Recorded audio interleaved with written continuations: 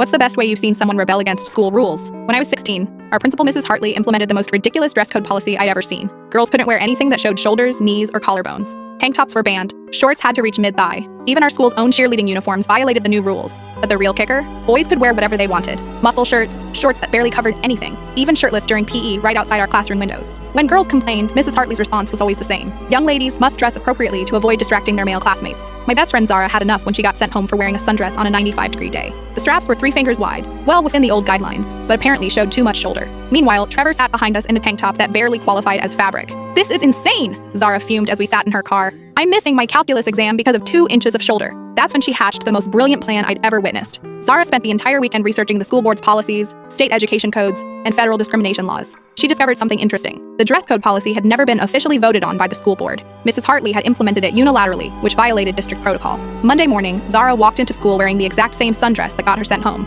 When Mrs. Hartley spotted her in the hallway, her face turned purple. "Miss Rodriguez, I told you that dress is inappropriate. Report to the office immediately." Zara smiled sweetly. "Actually, Mrs. Hartley, I need to discuss something with you first." She pulled out a thick folder and handed Mrs. Hartley a document. "This is a formal complaint filed with the school board regarding your unauthorized dress code policy. I've also sent copies to the district superintendent and the state's Department of Education." Mrs. Hartley's eyes widened as she scanned the papers. "You see," Zara continued, her voice carrying down the hallway as students gathered to watch. "Implementing policy changes without board approval violates District Code 47B. Also, enforcing different standards based on gender constitutes discrimination under Title IX." Mrs. Hartley tried to interrupt, but Zara wasn't finished. "I've documented 47 instances in the past month where boys violated what would be equivalent dress code standards while girls were punished for similar or less revealing clothing. I have photos, witness statements, and a timeline showing the pattern of discriminatory enforcement." The hallway was packed now. Students were pulling out phones, recording everything. "Furthermore," Zara said, her voice getting stronger, "I've contacted the local news station. They're very interested in a story about a school administrator who thinks girls' shoulders are more distracting than boys' education." Mrs. Hartley's face went from purple to white. "Miss Rodriguez, we can discuss this privately in my office." "No need,"